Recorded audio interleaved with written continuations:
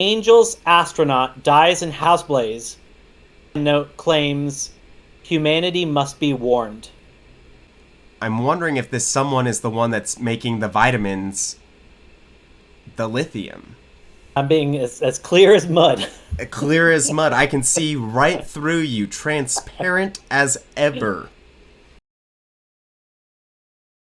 Hello and welcome to Road Goes Ever On and On. Today, Sterling and I are talking about the fourth episode of the space mystery show, Constellation. So, spoilers ahead. And don't worry if you can't remember where to find us. Just hit that like and subscribe button and turn on that bell for notifications, and we won't be wiped from your memory. And with that, Sterling, I think we should start this episode off with talking about Henry and Bud.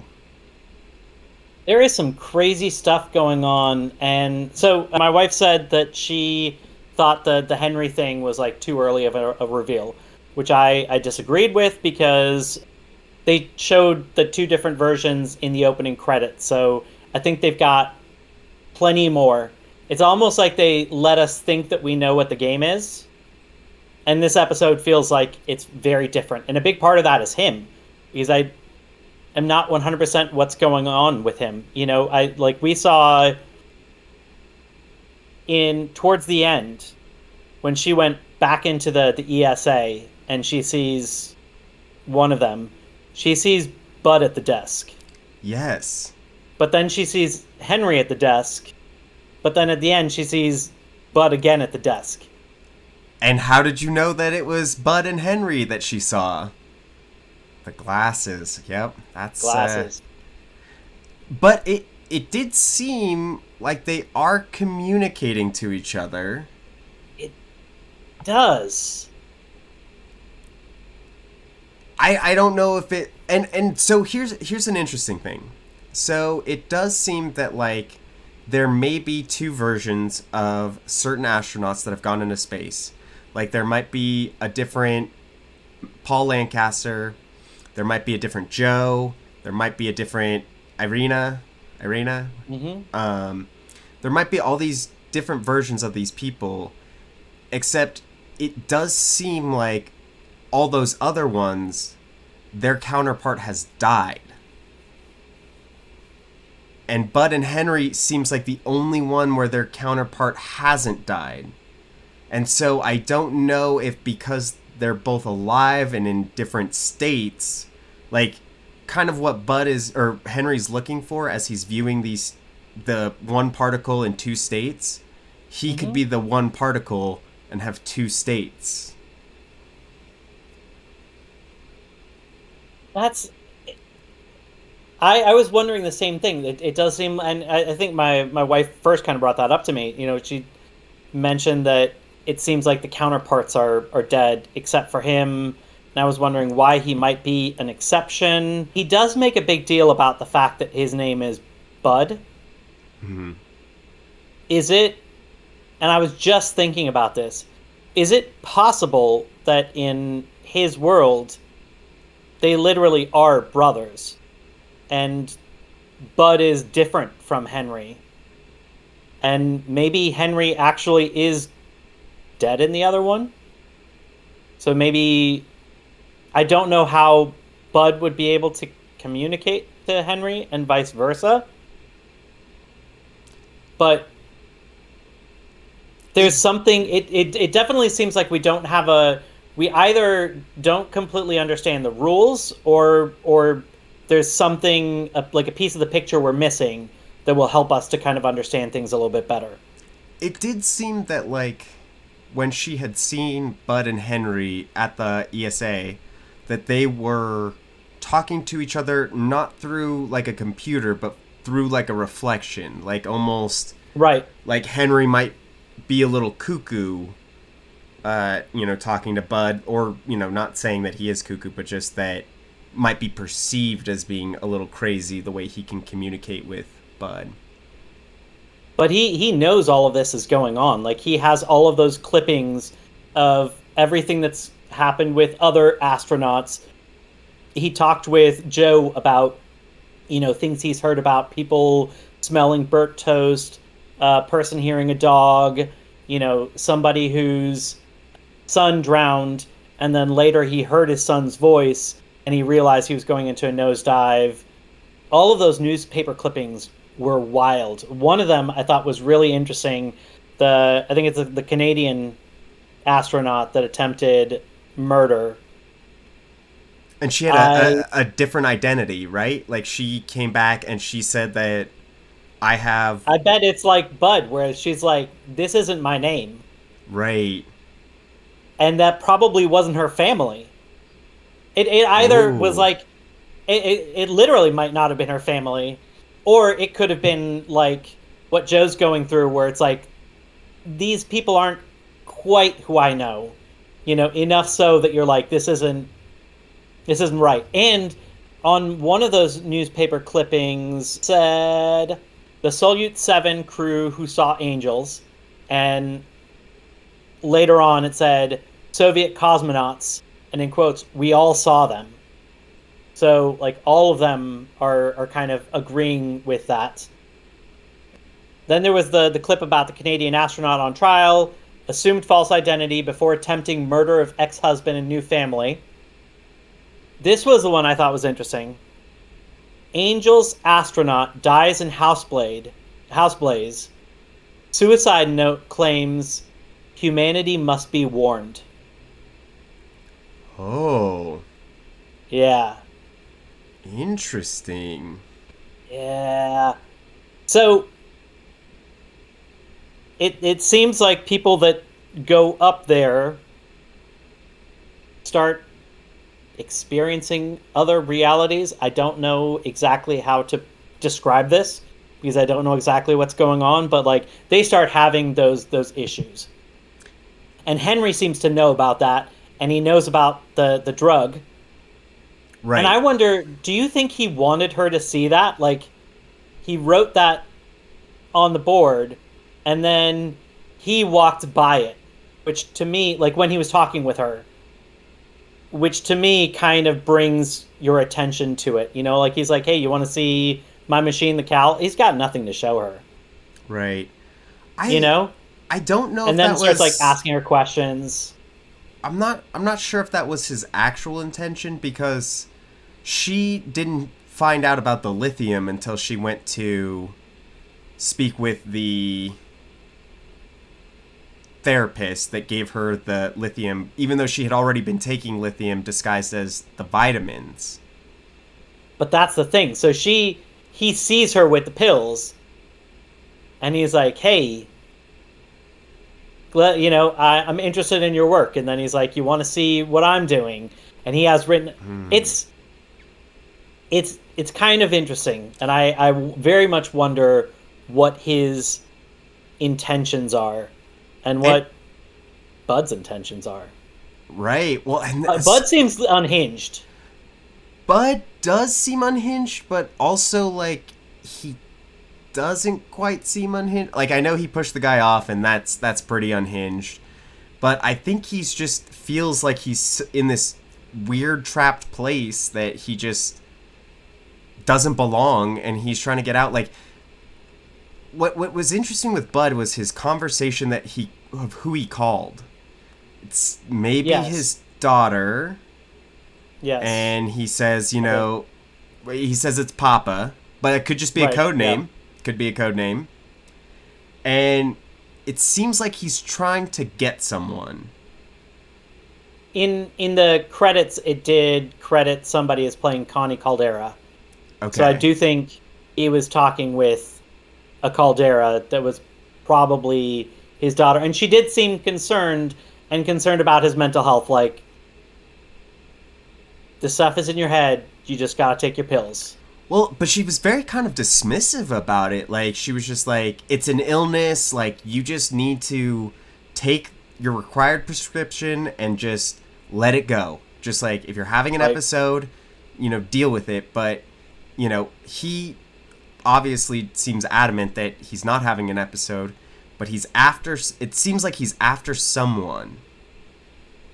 I'm wondering if this someone is the one that's making the vitamins the lithium.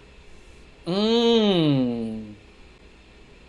interesting because my first assumption was Henry, but potentially they do have a way to communicate. So it might be somebody else, and that might be another one of the things where they are like playing with your assumptions. Right. I could possibly see that. I did really like one of Henry's quotes when he was talking to Joe, the or the like the analogy about Everest Oh that yeah. everybody focuses on getting to the top and they don't think about the fact that they have to get down afterwards, Right. and that's an interesting analogy that it's like getting into space is the big thing, and it's like, but what's the cost? Yeah, like what happens when you come back to Earth? Right. That was a good one. I also really liked when the FBI was doing its research on Bud slash Henry, and there's the picture, or there's like the handheld camera of him Hmm. punching that guy. Yes. And I don't know if you've seen this video, but it was, I think, an homage to. There's a video of a guy questioning Buzz Aldrin if he had been to the moon, and Buzz Aldrin punches the guy in the face. And so I felt like that was a nice little homage to that real life incident. Yes. That's yeah. I bet that is 100% an homage to that. It also kind of makes me wonder whether or not he whether or not one of the versions actually did get to the moon. Like it's is this just conspiracy theorists who are saying something like that, or is this literally he's telling everybody like I went to the moon, I know I left a ball up there, and that's not what happened in the reality he ended up in. And so he Oh. kind of sounds like the crazy one. Well, I mean, the the guy that questioned him, Ian Rogers, I believe his name is, he was the one that said that his book is full of fallacies. Inaccuracies, Yeah, yeah. inaccuracies. Yeah. So it is. I do wonder. And he Now, didn't seem quite like a tinfoil hat person. right. He seemed well. I mean, we didn't hear a bunch of his arguments. We saw somebody in the audience that had a tinfoil hat, and so I, like correlated the two. Right. But it's possible that so much of what Bud has said doesn't match what anybody else knows, and so people are like, "You're crazy. Your book is crazy." You know. I am curious when the FBI agent went to review the footage of the camera. Hmm. It does seem like something, because like she's clearly not affected by going into space, coming back down. Why would that specific moment turn into that like wave particles that blurs out the vision? Yeah. So here's one of my questions, and this might be related to that. Okay.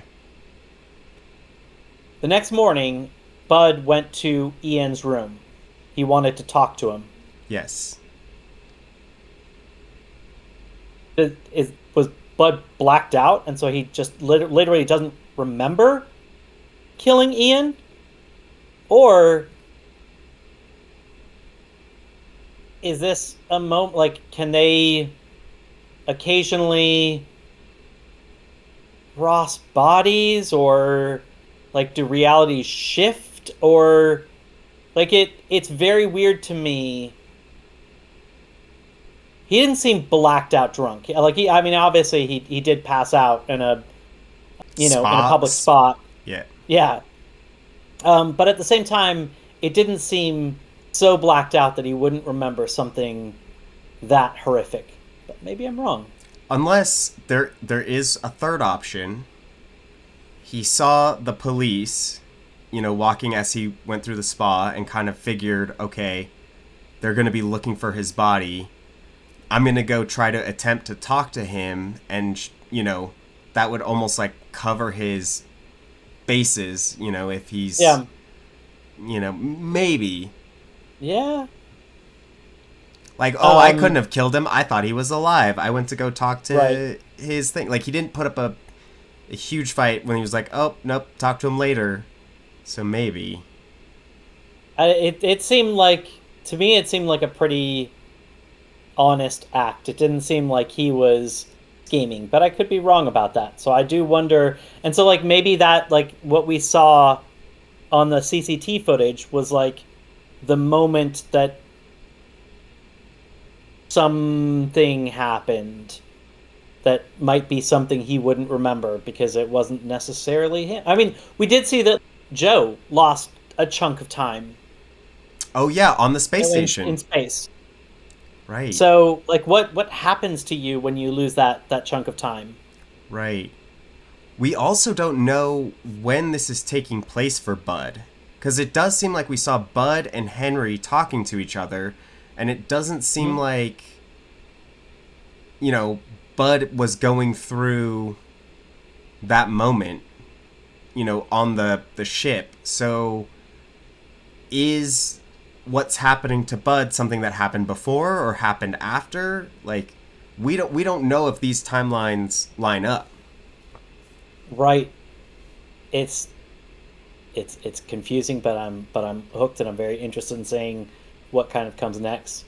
There was one other interesting thing related to Henry when he was on the call with the person from MIT, and he Mm-hmm. showed the interference pattern, and the person was dismissing him, and that guy said, "You can't have built a pathway to another universe."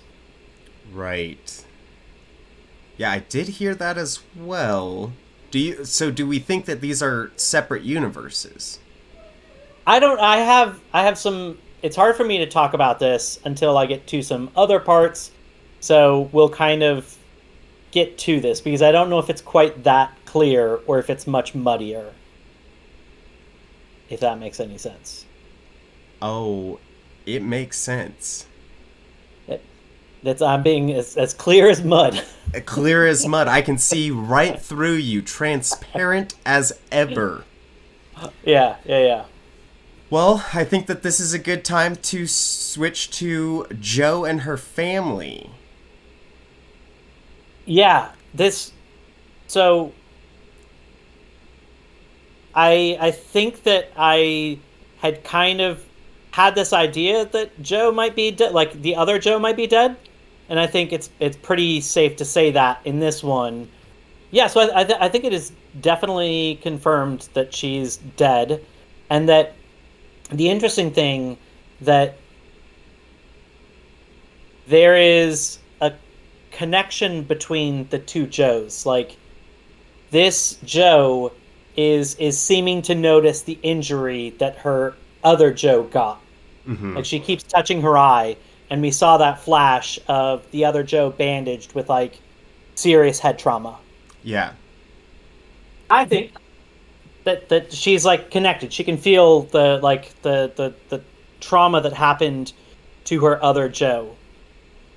That What, they like well, but what's also interesting about that and like how the two Joes are connected, this Joe that came back didn't seem to know how to play piano, but yet she has the muscle memory of how to play piano. So is this the Joe's essence from the previous version inside of the Joe that left this earth? Like, so did like the consciousness just switch over, or because she came back down here, she just knew how to play piano? this episode definitely did a great job of playing on what we thought we understood and then like flipping that on its head and being like, nope, you're definitely because I think both of us were kind of along this idea of like we've got like two timelines or like two universes, like two parallel universes where things are different in them, and it's just like switching the people, you know. So it's like this one goes over here and this one goes over here, and that's clearly not exactly the case because she can play the piano and she had never done that before. So maybe that's like what you're saying of like the consciousness, but I don't know. I feel like if that was the case, she would have. I guess that didn't happen for that long. I was gonna say like there'd be differences in her body. Like Alice has a scar, that's different in one than like the other. I don't know. I feel like if you ended up in somebody else's body, even if it's like a parallel universe version of yourself, Mm-hmm. I think your body would also feel foreign to you. Well, I think one way that we might find out later is with the glasses of Bud and Henry, because imagine going up and then coming back, and then you need glasses, and then you don't need glasses. That could be a Right, very telling thing of like, are we in the same body as before, or are we in a different body? right, right. I want to talk about the changerling, because I feel like this might have a little bit to do The with what? the changerling. Alice called Okay. it changerling, which was she hands her the book. She's talking about the books like Oh they're yeah. getting rid of the books, and on the cover of the book was the little demon that replaced the wounded angel, and was in the completely different picture in at the end of the episode. And Yes. so, is this changeling thing, is this maybe what's responsible for these paranormal things? Okay, that's interesting because I had a different take. I didn't see the cover of that book, so I couldn't see that it was the same thing on there. Yeah, so there was the wounded angel picture, Yep. and I then know all the paintings. I know all three of the versions you're talking about, 100%. so the third version that we saw at the end of this episode was on the cover of the book with the same little demon creature, and they talk about, or Alice talks about that they steal the babies and they burn them to bring the mama back to life. So I'm wondering if Okay, so I was going to talk about this later, but I have to talk about this now. okay.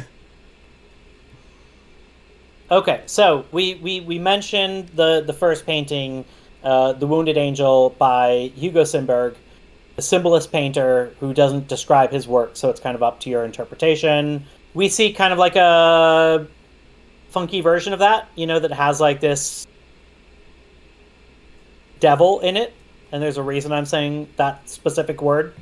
We'll get to that in a moment.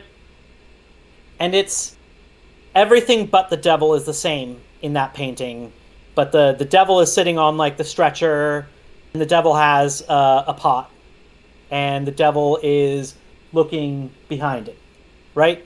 Yeah. Okay. So it's dark, but we see the painting kind of again, and I'm pretty sure it's the same spot. I do think it's the cabin.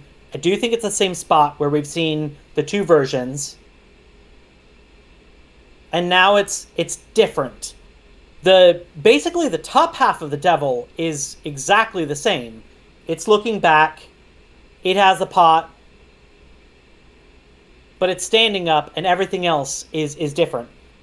This is another real painting by Hugo Simberg called Devil by the Pot. Okay.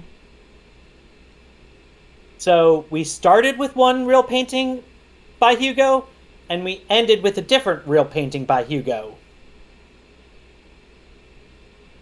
And it kind of makes me, and once again, like I think that I saw it in the same spot as the others, Mm-hmm.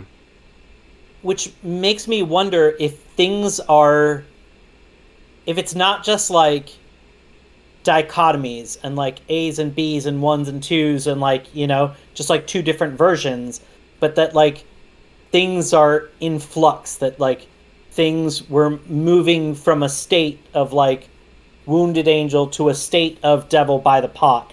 and we can see some of that transition along the way, and that things are not as clear cut as just like two realities, but there's like some Maybe multiple. muddiness in between. I mean, maybe multiple realities. Maybe there's one with the wounded angel, one with the devil by the pot, and one in between that Yeah, has that, where like that painting is like it's same painter but different. it's some weird stuff. Yeah. So the beginning Yep. of the episode, we see Alice and what at first we thought was Joe, but turns out to be Magnus walking in the snow. That was an interesting surprise, yes. That was And I think that's because this Joe is dead. right. And so in this case, and It I don't, does seem like they're in the same position of running from something. Like it seemed like the first Joe and Alice are running from something, which could be what happened at the end of this episode. That maybe killing Magnus, or we don't know. It's a cliffhanger. It's not Silo, right, so we don't know if right. he's dead or not. But like that's why Yeah. it seems like she could be running. But then like, what was the incentive for Magnus and Alice to be running and going to the cabin? I don't know. I'm very intrigued because he did seem he started to say something and like cut himself off of like almost like he was saying like we don't have anything or something along. I don't know what was going on, but I do get the feeling that he's kind of in trouble, like Joe is potentially in trouble. Right. Well, it does also look like another reason that she could have been on the run, Joe and Alice, the first group that we saw. Yes. She has the cowl with her. She has a cow with her, and potentially police find her dead husband. Right. So If it turns out he's dead, like that would be a good reason to want to do that. So I definitely think that there's like two good reasons for that. Or things could be once again like more in flux and messier, and and it's hard to kind of say. I'm a little bit confused, and this I think this points again towards like I think I felt like I had a decent understanding of like there's like two realities or two timelines, and they've just like swapped places. I get why like Henry might be experiencing this stuff. I get Joe, probably, Irena because she's been in space. Alice, I wonder why she's able to also cross sides. I don't know how to describe it. Like she saw her other mom's funeral. Or actually, no, that was her mom's funeral. Because that was Alice version 2. right. And that's the Joe that died. Right. That's the So Joe like that was here cheating she's on been Magnus. and I don't think that's the first time that she's been worried about her mom and seen her mom dead, because she's all of a sudden she's super scared and talking about death and like hiding in closets. I think that she has been having visions of her dead mom. And then her mom comes back, but it's also not her mom. And that's got to be confusing and scary as hell. Right. Because she's just been looking at Joe with distrust this whole time. Right. Well, I do think that it seems like so Magnus and her, they were having their troubles. So, Joe seems like she's probably been spending a lot of time with Frederick. So probably been a neglectful mom to Alice. And then like now she comes back as this loving, caring mom. And she's just kind of like, this is really weird. This doesn't Yeah. make sense. And seeing your mom's funeral, and then seeing Paul, who is dead in your reality, alive Right. like that. And then seeing herself. Right. Oh my god, yeah. And herself looked at her. Like they locked eyes. Nobody else locked eyes. Right, like nobody could see this Alice, but Yes. her own But self Alice could. did. Yes. So I'm a little confused as to why she's experiencing this. I'm sure the show has a good reason, but I think like it very cleverly made us think one thing, so that we're like, okay, these are the rules. Like I think I'm starting to understand this, and then she doesn't quite fit in, and I think to a certain extent that points out that maybe we don't understand the rules. Like rather than her being an exception to the rule, we're possibly guessed the rules wrong. Right. I I do think we'll probably find out that maybe Joe was pregnant doing like high space tests, or even maybe high altitude Right, flights. because it doesn't necessarily have to be all the way in space, Right. according to. Henry.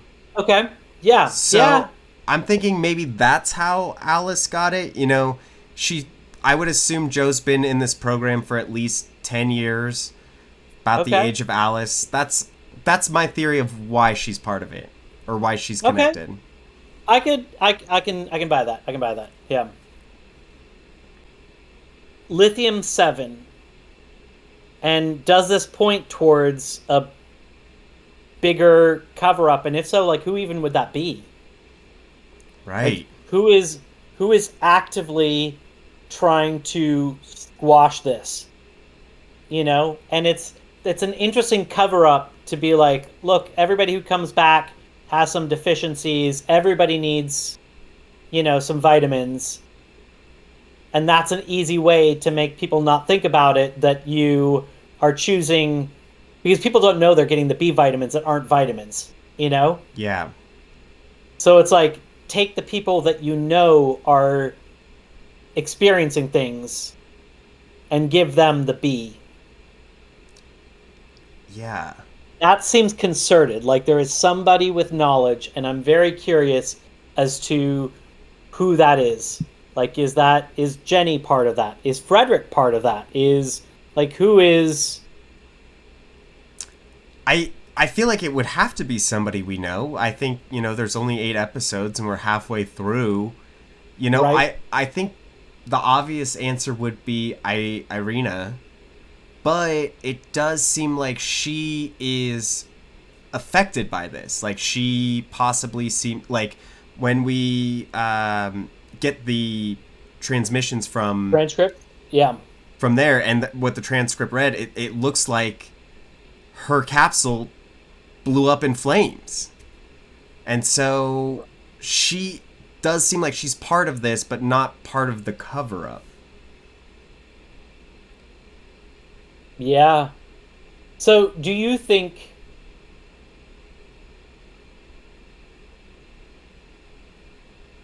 I wonder if like them hearing the transmission, if that was like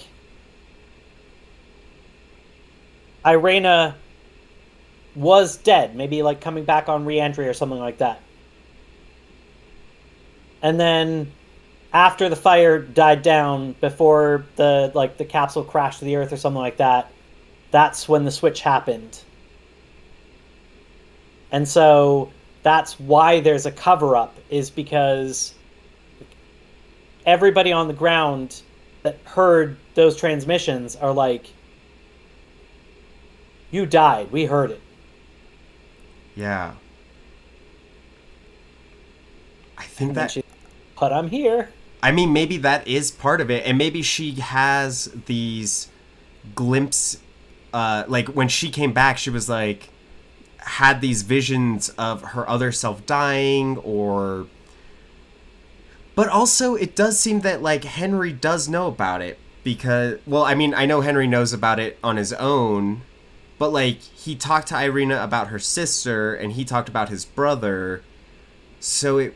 I I think they've talked about their experiences, or like he's poked around in a lot of this, and so I think he maybe figured that out, and that's why he asked her, like about her sister, and that was kind of like code, and she's like, I don't have a sister, Well, she and said that she's was his way dead. of saying, or she's yes, oh yeah, that's She's right. dead. But I wonder about like I think he's potentially figured it out, or they have like each other's confidants and and have shared that information of their experiences.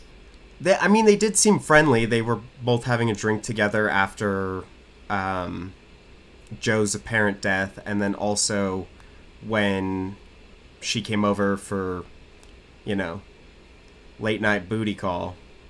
Right, right. But also,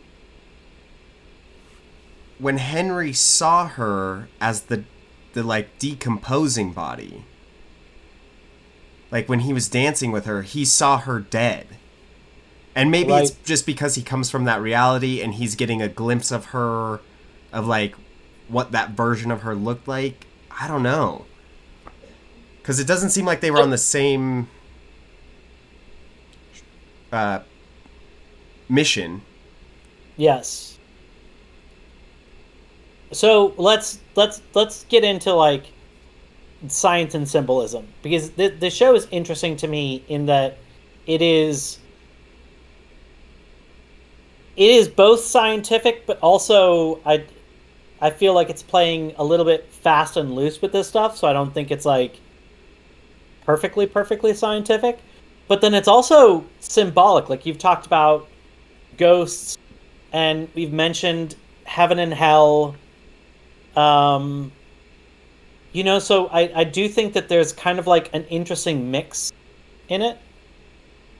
Kind of going into something that I have already alluded to, the fact that things might not be as simple as just like two things. This does lean on like another quantum mechanics type thing, instead of just the idea of Schrodinger's cat, that like something can be in two states. Um, the way that things are generally described is like the waveform, like the or the like complete. A particle has a probability, of like it it has a probability of its location and a probability of its speed, and it's not until we observe it that it collapses down to that. So things are much messier than just like, is it going to go left or right? It's like there's an option which is extremely unprobabilistic, so is unlikely to be the one that it collapses to, where the particle like detours around the entire universe before it comes back. Like so, and things kind of seem like that sometimes.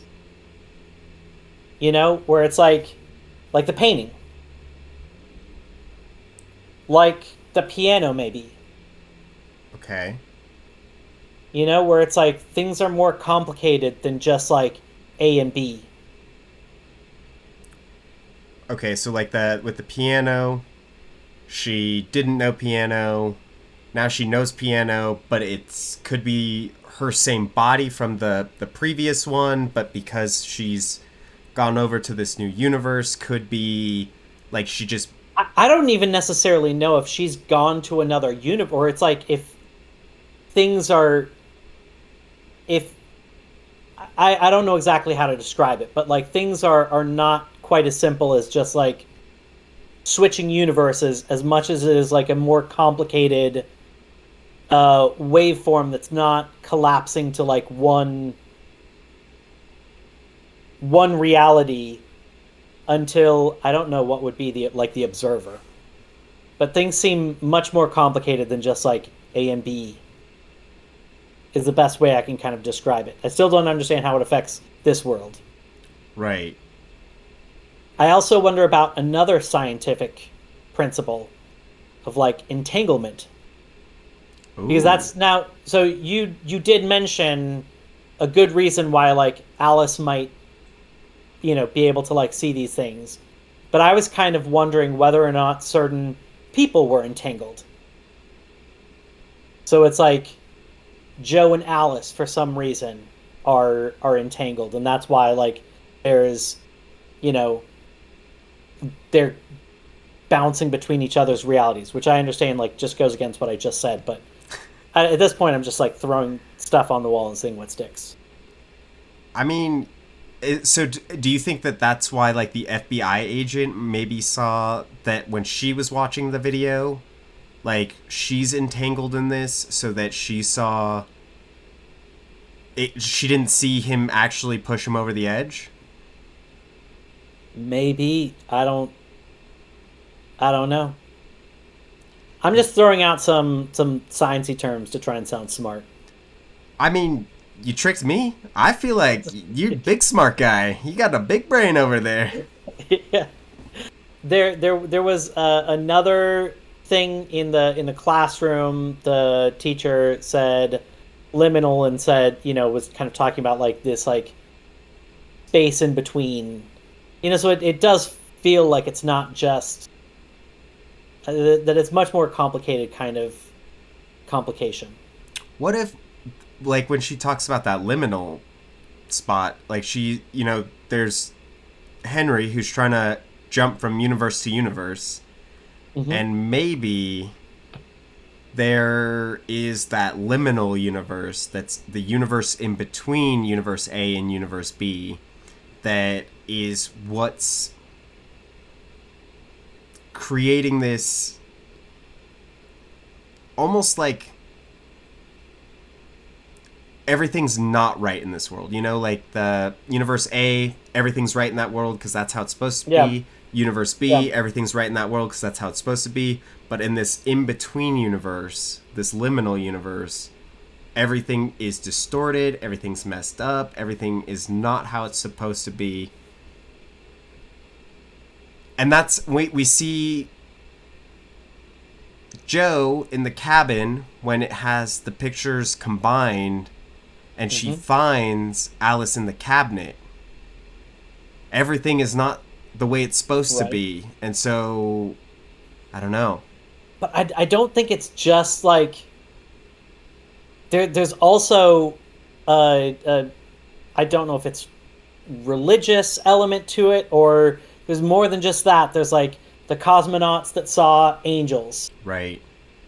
There is symbolism that does point towards something else. Maybe it's a higher power, devil by the pot, and the wounded angel, and then like the book that you talked about, point towards like other powers. And it does seem in the recordings that there is like a voice that like comes over the recordings. Right. Yes, and like there are some things that I don't think make sense if you just take science into account.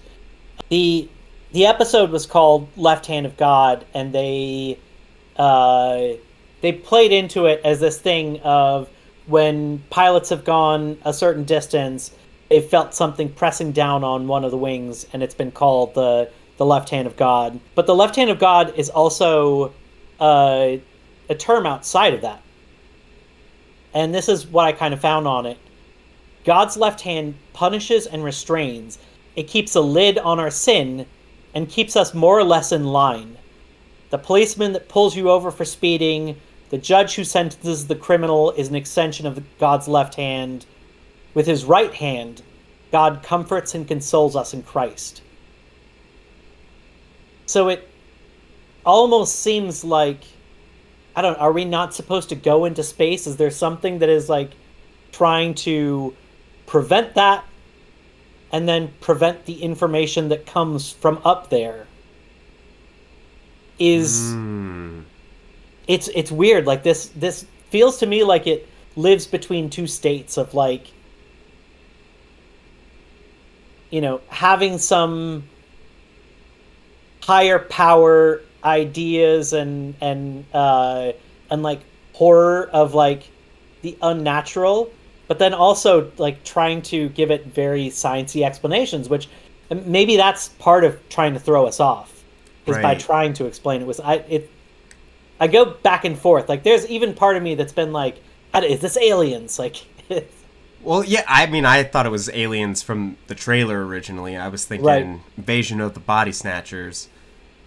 But you could be right about this left hand of God, because it doesn't seem like every astronaut has, there's some astronauts that have moments in space, but it seems like, there's a ton of, like, everybody else on the space station, they were all vitamin A. yeah, When this first went critical on the space station was when they activated the cowl. And if the cowl is something that is going to bridge those two gaps between these universes, the left hand of God was like, all right, no more space station for you. Bam! Destroyed it. right, yeah, I could see that. I do kind of hope that it's not like, and I don't think they would directly say this, but they were just like, God said no space travel, none at all. no, I don't think it'll be that. I think it'll be a very kind of clever interpretation, but Okay, yeah, I'm excited to see. yeah, but I'm digging. I really like the turn on this show. Like, Yeah, yeah, it's I really did feel got me like they guessing. I feel like they like given us a decent amount, and I was like, okay, I'm putting it together, and then it's like, nope, nope, You don't I know was wrong. anything. Well, and even that there was that part where when Joe goes back and she's like looking up the records, and she walks in the hallway, and That's there's right. there's these guys that like see, or like she's like, oh shit, like they're gonna see Yeah, me, and then they like walk by, and then the camera turns around, she's not there, and I thought I'd noticed that at first, and I was like, I could have sworn Joe was right there. Then she's in the room with these two guys that are like cleaning out the dead Joe's office, yeah, and I thought it was a really good technique of how they had different lighting for yes, that was each very smart. each Yes, world. I liked that, but also brings the question, because Joe was trying to get him to stop. How did he see her? Is that like, it scared the guy that was cleaning, right, and maybe that's like a fun way to like explain ghosts, like, right, yeah, oh, yeah, this yeah, girl's dead. I could have sworn I just saw her. I just saw yes, Joe. The girl's office we're cleaning. Like, she was standing right in front of me. Okay, I'm gonna yeah. go home. I'm gonna go home. That was too scary. But with that, I believe our journey has come to an end. Thank you folks so much for joining us this week. Next week we will be doing Constellation episode 5, so come back and let's see if we can break some theories. I'm Mark, this is Sterling. Thanks.